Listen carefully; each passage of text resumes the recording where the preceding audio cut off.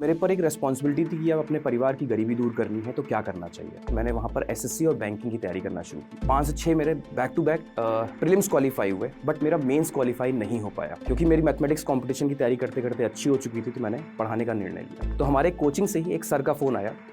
उन्होंने मेरे को फ़ोन किया और बोला कि नवनीत सर, आपने सुबह क्या पढ़ाया था बच्चों को? तो उनका स्टेटमेंट था कि सर, आपके पास तमीज़ नहीं क्या पढ़ाने की, ऐसे कौन पढ़ाता है।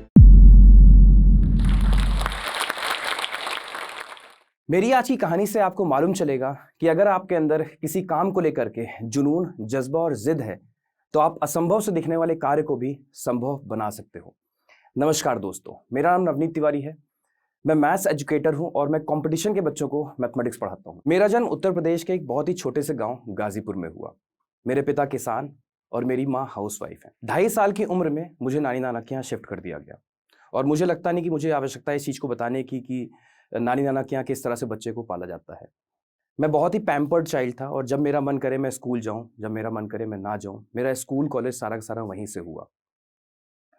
सो कभी स्कूल जाना कभी ना जाना, इस कारणवश मेरी जो स्टडीज़ थी वो बहुत वीक हो गई। मैं पढ़ाई में बहुत ही कमज़ोर हो गया। और एक इंसिडेंट मुझे याद आ रहा है। मैं क्लासरूम में था और मैम ने अचानक से एक सरप्राइज टेस्ट ऑर्गेनाइज किया। 20 मार्क्स का टेस्ट था। सभी बच्चों ने बहुत अच्छा स्कोर किया और मेरे उस समय स्कोर आए थे आउट ऑफ 20 0। और मैम ने उस नोटबुक को ऐसे सबको दिखाया। सभी मेरे ऊपर बहुत अच्छे से हंस रहे थे, सभी मेरा मजाक उड़ा रहे थे। मुझे उस समय बहुत एम्बेरस फील हो रहा था और मैम ने उस कॉपी को मेरी तरफ ऐसे फेंक के दिया। मुझे बहुत बुरा लगा। और पढ़ाई में कमज़ोर होने की वजह से मेरे कोई भी दोस्त नहीं थे पूरी क्लासरूम में। अब आप कल्पना करके देखो, एक छोटा सा बच्चा बैग लेकर के क्लासरूम के अंदर एंट्री कर रहा है और सबसे पूछ रहा क्या मैं यहाँ पर बैठ सकता हूँ। तो सभी बच्चे कह रहे हैं नहीं, यहाँ पर तो मेरे दोस्त की सीट रिजर्व है, नहीं बैठ सकता। और मैं ऐसे ही पूछते पूछते सबसे बिल्कुल लास्ट कॉर्नर वाली बेंच पे जाके बैठता। और कभी अगर कोई बच्चा एब्सेंट हो जाता तो मैं आगे बैठ सकता। सो इस तरह से मेरी जर्नी रही। किसी तरह से मैंने अपनी क्लासेस को पास किया और इस तरीके से मेरा फिर 10th 12th और ग्रेजुएशन ओवर हुआ। अब ग्रेजुएशन ओवर हो गया तो मेरे पर एक रिस्पॉन्सिबिलिटी थी कि अब अपने परिवार की गरीबी दूर करनी है तो क्या करना चाहिए। और एक मध्यम वर्ग परिवार का जो बच्चा होता है उसके दिमाग में गरीबी दूर करने का कोई ख्याल आए तो यही आता है कि मुझे गवर्नमेंट जॉब क्रैक करनी है। और यही सोच मेरे दिमाग में रही और मैंने फिर गांव से लखनऊ का सफ़र तय किया और मैंने वहाँ पर एसएससी और बैंकिंग की तैयारी करना शुरू की। अच्छे से मैंने मेहनत किया, बहुत अच्छे से पढ़ाई की और मैंने बैक टू बैक बहुत सारे, मतलब कह सकते हो आप 5 से 6 मेरे back to back prelims qualify हुए, बट मेरा मेंस क्वालिफाई नहीं हो पाया। बट हाँ, सब में एक चीज़ कॉमन थी कि उसमें मेरा मैथमेटिक्स का जो स्कोर था वो हमेशा हाईएस्ट रहता या फिर फुल मार्क्स रहता। सो तैयारी करते करते एक थॉट और माइंड में चल रहा था कि अर्निंग के लिए भी कुछ करना होगा, क्योंकि खुद ही रेंट अरेंज करना है, खुद ही कोचिंग जाने का जो कन्वेंस है वो भी देना है, फीस भी देनी है, तो कैसे हो पाएगा सब कुछ पॉसिबल। सो सिर्फ हम तैयारी नहीं कर सकते, हमें खुद भी कुछ करना होगा अर्निंग के पॉइंट पे।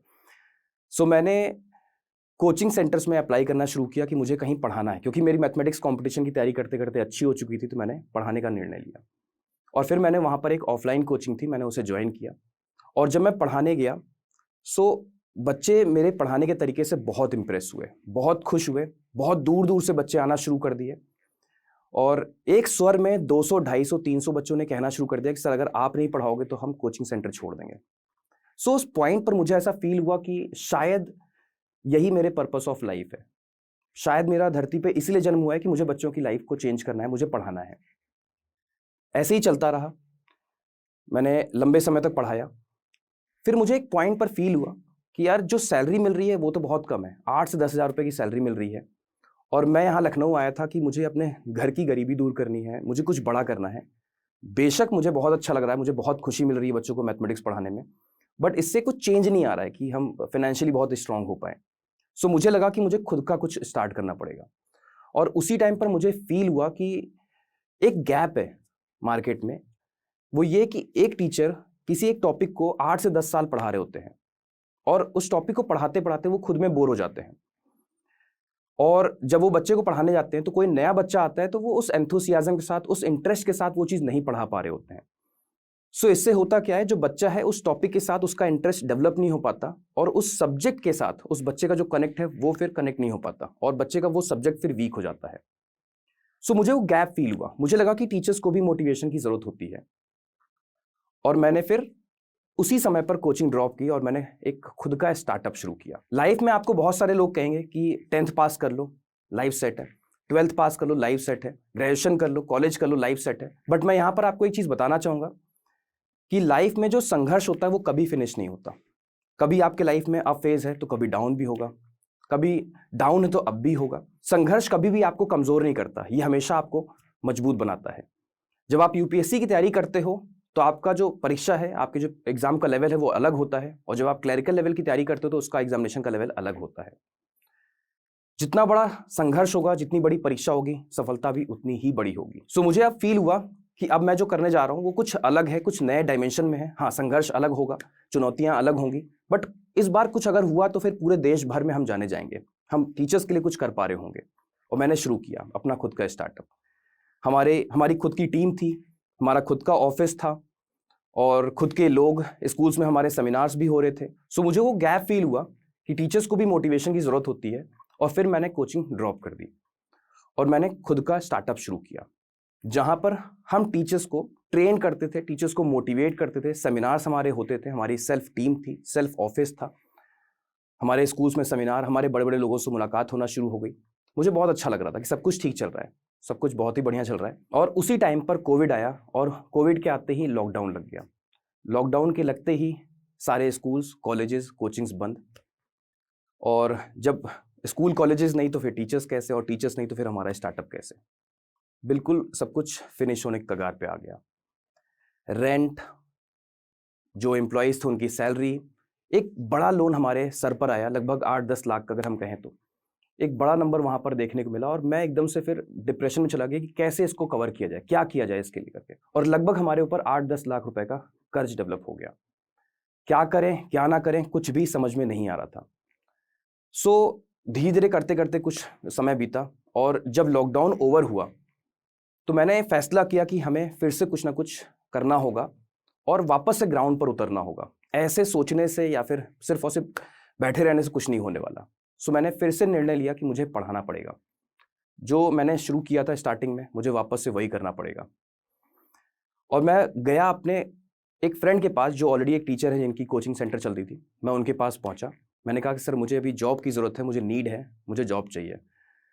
सो उन्होंने मुझे जॉब दी, और 10-12 हज़ार सैलरी ऑफ़र किया उन्होंने मुझे, और कहा कि आप पढ़ा सकते हो। ठंड का समय था, मैं सुबह 6 बजे से 8 बजे तक नॉन स्टॉप पढ़ाता। फिर 8 से 10 मैं 100 किलोमीटर ट्रेवल करके उन्नाव पहुंचता। उन्नाव में मैं 10 बजे से 2-2:30 बजे तक पढ़ाता, और 2:30 बजे से 4 बजे तक मैं ट्रेवल करता, वापस लखनऊ आता, और 4:30 से 8:30 तक समय लगभग मैं होम ट्यूशंस को देता, कि कहीं से भी जो भी मनी कलेक्ट हो रही है वो कलेक्ट करना बहुत ज़रूरी है, क्योंकि करना बहुत कुछ है, कैसे हो पाएगा।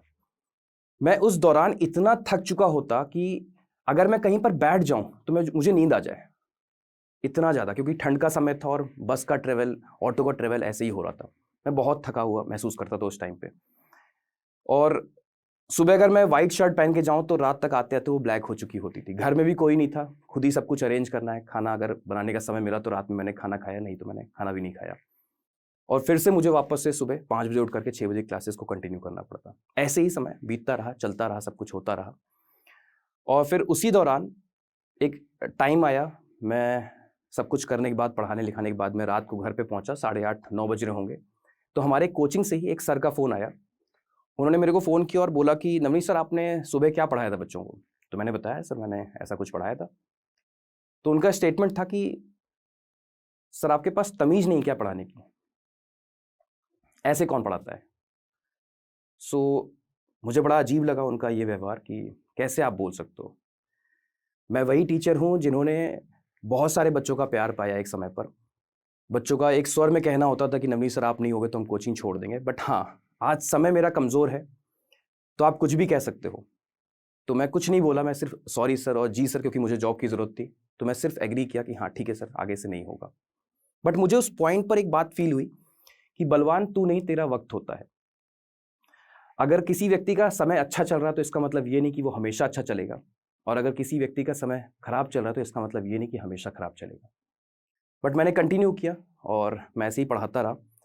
उसी पॉइंट पर समय बीतता गया और मेरी एक फ्रेंड ने मुझे रिकमेंड किया कि अगर तुम इतना अच्छा पढ़ाते हो और बच्चों का इतना प्यार, इतना सपोर्ट मिलता है, तो तुम ऑनलाइन क्यों नहीं ट्राई करते? तो मुझे बात समझ में आई, मैंने कहा हाँ कर सकते हैं। सो मैं गया, फिर मैंने ऑनलाइन एप्लीकेशन डाला, लोगों मतलब अप्रोच करना शुरू किया। सो इस टाइम पे करेंटली जहाँ मैं वर्क कर रहा हूँ, मैंने वहाँ पर अप्लाई किया, मेरा यहाँ पर सिलेक्शन हुआ। अब यहाँ पर आया तो यहाँ पर एक अलग ही संघर्ष। यहाँ पर ऑलरेडी सारे स्लॉट्स सुबह से शाम तक बुक्ड थे। यहाँ मेरा रिक्रूटमेंट तो हो गया था, बट मेरे पास टाइमिंग नहीं थी, मुझे देने के लिए टाइमिंग नहीं थी उनके पास। और साथ ही साथ मेरे माइंड में एक गैप और चल रहा था कि बच्चों की मैथमेटिक्स वीक होने का सबसे बड़ा रीज़न ये भी होता है कि उनकी कैलकुलेशन वीक होती है। और मैथमेटिक्स में ऐसा कोई क्वेश्चन नहीं होता जिसमें कि एडिशन, सब्ट्रैक्शन, मल्टीप्लिकेशन, डिवीजन ना हो। और कंपटीशन इतना हाई लेवल पर हो चुका है कि अगर आप बेसिक कैलकुलेशंस को भी पेन और पेपर का यूज करके करोगे, कैलकुलेटर से करोगे, तो फिर कंपटीशन कैसे बीट करोगे? सो ये गैप भी था मुझे, मेरे दिमाग में, कि मुझे कुछ ऐसा करना है कि बच्चों की कैलकुलेशन को इंप्रूव किया सके, बच्चे ओरली इन कैलकुलेशंस को परफॉर्म कर सके। और टाइम स्लॉट भी नहीं था मेरे पास। सो मैं बहुत फ्रस्ट्रेटेड था, मैं क्या करूँ? तो मैंने ही मैनेजमेंट के पास जाके बात रखी कि सर मैं सुबह सुबह 6 बजे पढ़ाना शुरू करूँगा। तो उन्होंने कहा कि सुबह 6 बजे तो कोई पढ़ता ही नहीं मैथ्स तो पढ़ी नहीं जाती सुबह 6 बजे, सुबह तो करंट अफेयर्स और ये सारे सेशंस होते हैं, सुबह 6 बजे मैथ्स कौन पढ़ेगा? बट मुझे भरोसा था खुद पर, और मुझे लग रहा था कि एक नीड है सोसाइटी की, और इसको हम सुबह 6 बजे ही रखेंगे। क्योंकि सुबह 6 बजे का रीज़न एक और भी था कि अगर हम सुबह 6 बजे कैलकुलेशन करते हैं, सो पूरा यूनिवर्स, पूरा ब्रह्मांड शांत होगा। अगर बच्चा बिना पेन और पेपर का यूज़ किए सिर्फ और सिर्फ देख करके कैलकुलेशन कर रहा है, वो भी सुबह 6 बजे, तो एक मेंटल एक्सरसाइज, एक मैथ्स योगा हम जिसको कह सकते हैं, हो रहा होगा, उसकी एक्सरसाइज अच्छी हो रही होगी, सबकॉन्शियस माइंड में उसकी कैलकुलेशन सेव हो रही होंगी, धीरे धीरे प्रैक्टिस करते करते उसकी कैलकुलेशन अपने आप ही ओरली होना शुरू हो जाएगी। तो एक जस्ट अ थॉट था। सो मैंने इस बात को रखा और मैंने शुरुआत किया सुबह सुबह 6 बजे वायरल मैथ्स की। लोगों ने अगेन बोलना शुरू किया कि वायरल मैथ्स का शो बेकार है, कोई फ़ायदा नहीं है, सुबह 6 बजे कौन ही मैथ्स पढ़ेगा। लोगों ने अगेन इसके ऊपर कई सारे क्वेश्चंस किए, ऑब्जेक्शंस किए कि 6 महीने के अंदर इसको बाहर कर दिया जाएगा, कुछ भी नहीं कर सकता ये यहाँ रह करके। सो मैंने पढ़ाना शुरू किया। हाँ, कई बार मुझे भी ऐसा फ़ील हुआ कि यार पता नहीं क्या कर रहा हूँ मैं, सही जाएगा भी कि नहीं जाएगा, बहुत बार फेलियर वाला फ़ील आया मन में, बट करना तो था ही कुछ ना कुछ। फिर मैंने जब पढ़ाना शुरू किया तो शुरुआत में 14-15 बच्चे थे।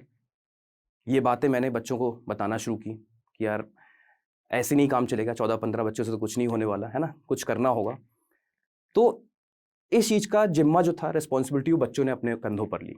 बच्चों ने कहना शुरू किया कि सर हम वायरल आर्मी हैं, सूरज हमें नहीं, हम सूरज को जगाते हैं, ये सेशन पावरफुल बनेगा। और फिर बच्चों ने ही इस सेशन को इतना ज़्यादा सपोर्ट किया, इतना ज़्यादा प्रमोट किया, लोगों तक पहुँचाया, और एक समय पर देखा गया कि वायरल मैथ्स अब घर घर पर पहुँच चुका है। और बच्चे सुबह उठ करके, जो कि एक गेम चेंजर रहा, लोगों को मानना ही नहीं था कि सुबह 6 बजे भी मैथमेटिक्स पढ़ी जा सकती है, और बच्चों ने पढ़ना शुरू किया। 15 बच्चों से शुरुआत हुई, 1500 भी हुए, 1500 के बाद वो 8,500 लाइव वॉचिंग भी रहा। और इस टाइम पे एवरेज लाइव वॉचिंग 3 से 4,000 बच्चों की चल रही होती है, और मैंने पहले एपिसोड से लगभग 600 एपिसोड्स का सफर तय किया, और ये चल ही रहा है अभी तक।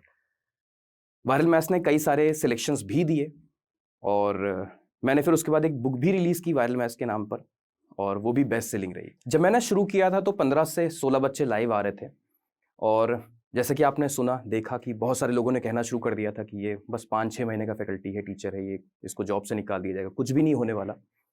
बट हाँ, कहीं ना कहीं एक दृढ़ संकल्प था, एक लक्ष्य था कि मुझे उसे पाना ही पाना है, उसके ऊपर मेहनत थी, एक निस्वार्थ भाव से मेहनत थी। सुबह 6 बजे मैं उठ रहा हूँ, और सुबह 6 बजे का सेशन हो रहा है, लगातार मेहनत रही। जिन टीचर्स ने ये कहा था कि मैं कुछ नहीं कर पाऊंगा, एक समय के बाद उन टीचर्स ने भी उन्हीं ट्रिक्स, उन्हीं अप्रोचेस और उन्हीं तरह के सेशंस को फॉलो करना शुरू किया, वो खुद भी पढ़ाना शुरू कर दिए।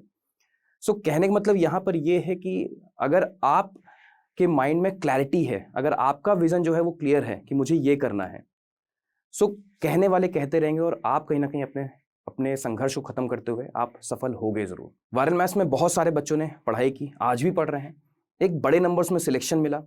हर साल जैसे हम बात करें तो 8 से 10,000 बच्चे हमारे यहाँ से सिलेक्ट हो रहे होते हैं, और जब भी हम उनका इंटरव्यू लेते हैं तो उनके मुंह से हमेशा एक बात निकलती है कि सर हमने वायरल मैथ्स का सेशन देखा था, और उससे ही हमारी स्पीड एंड एक्यूरेसी इंक्रीज हुई थी। अगर आप अपनी मैथ्स इंप्रूव करना चाहते हो कंपटीशन की, तो उसके लिए जो सबसे पहला रूल है वो ये है कि अपनी कैलकुलेशन के ऊपर पहले ध्यान दो। कैलकुलेशन एक ऐसा पार्ट है जो मैथमेटिक्स के हर एक क्वेश्चन में देखा जाता है। मैथ्स का ऐसा कोई क्वेश्चन नहीं जिसमें कि एडिशन, सब्ट्रैक्शन, मल्टीप्लिकेशन, डिवीजन ना हो। और अगर आप इन बेसिक कैलकुलेशंस को अगर आप पेन और पेपर का यूज़ करके, कैलकुलेटर का यूज़ करके परफॉर्म करोगे तो मैथमेटिक्स कभी भी आपकी इंप्रूव नहीं हो सकती है। तो आप कैलकुलेशन को इंप्रूव करने के लिए क्या करोगे? आज से आपको एक रूटीन बनाना है कि जब भी आप कहीं पर बैठो, आप क्रिकेट देख रहे हो, आप टीवी देख रहे हो, आप ट्रेन में हो, आप बस में हो, आप मार्केट में हो, तो जो भी आपके सामने नंबर्स आ रहे हैं उनके साथ कुछ ना कुछ खेलते रहो। कभी एडिशन, कभी सब्ट्रैक्शन, कभी मल्टीप्लिकेशन, कभी डिवीजन। बार बार करते करते करते करते वो सारे नंबर्स, वो सारी वैल्यूज आपके सबकॉन्शियस माइंड में सेव हो जाती है।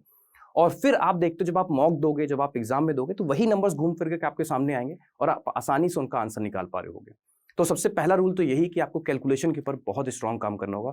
और जब कैलकुलेशन अच्छी हो जाती है तो मैथमेटिक्स में एक इंटरेस्ट डेवलप होता है, और इंटरेस्ट का ही पूरा खेल है। इंटरेस्ट आ गया तो फिर मैथमेटिक्स भी आपकी आ ही जाती है। एक समय था जब मैं खुद ही चीज़ें नहीं कर पा रहा था अच्छे से, और आज जो मेरी क्लासेस में जो मेरी वीडियोज़ रहे, जो मेरे सेशंस रहे, वो वायरल हुए। मैं आपको एक नंबर के माध्यम से बताने की कोशिश करता हूँ। मेरा अभी एक रिसेंटली एक शॉर्ट्स रहा जो 33 मिलियन क्रॉस किया। मेरे पर्सनल इंस्टाग्राम पे जो वो रील पड़ी, वो शॉर्ट्स पड़ा, वो 108 मिलियन को क्रॉस किया। और हमारे ही चैनल यानी कि अड्डा 24/7 पे उस शॉर्ट्स ने लगभग 1.5 लाख से अधिक सब्सक्राइबर्स गेन किए, वो भी विद इन अ मंथ।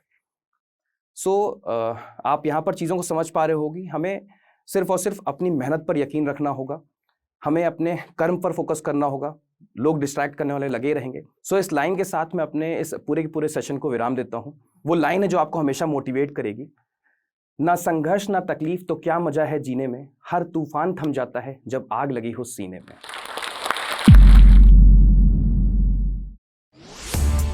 इस वीडियो के बारे में अपनी राय नीचे कमेंट सेक्शन में हमें बताएं और अपने दोस्तों के साथ ये वीडियो शेयर करना ना भूलें।